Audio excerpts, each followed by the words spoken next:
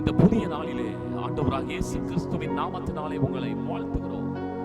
யோவான் 20:15 இயேசு சொல்லுகிறார், ஸ்திரீயே ஏன் அழுகிறாய்? யாரை தேடுகிறாய்?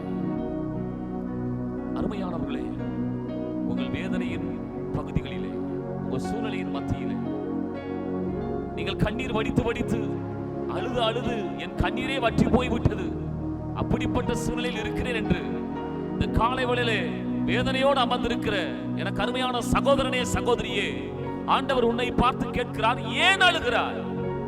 ஏன் அழுகிறாய்? நீ அழ வேண்டிய அவசியம் இல்லை.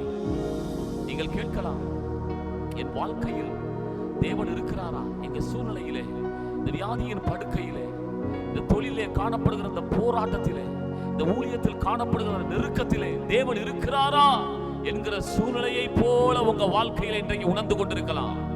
ஆண்டவர் கேட்கிறார், நீ யாரை தேடிக்கொண்டிருக்கிறார்? ஏனென்றால் அன்றைக்கு மரியாளோடு அவள் தேடிக்கொண்டிருந்த அந்த இயேசுதான் பேசிக் கொண்டிருந்தார். இந்த காலை நேரத்திலும் தேவனுடைய வார்த்தை உன்னோடு கூட பேசுகிறது. தேவன் இருக்கிறாரா என்ற கேள்வி கேட்டுக் கொண்டிருக்கிற சகோதரியே, சகோதரனே, நீ யாரை தேடிக்கொண்டிருக்கிறாயோ, எப்பொழுது அற்புதம் நடக்கும் என்று தேடிக்கொண்டிருக்கிறாயோ, அந்த அற்புதங்களை செய்கிற தெய்வம் இந்த காலை வேளையிலே உன்னோடு கூட பேசிக் கொண்டிருக்கிறார்.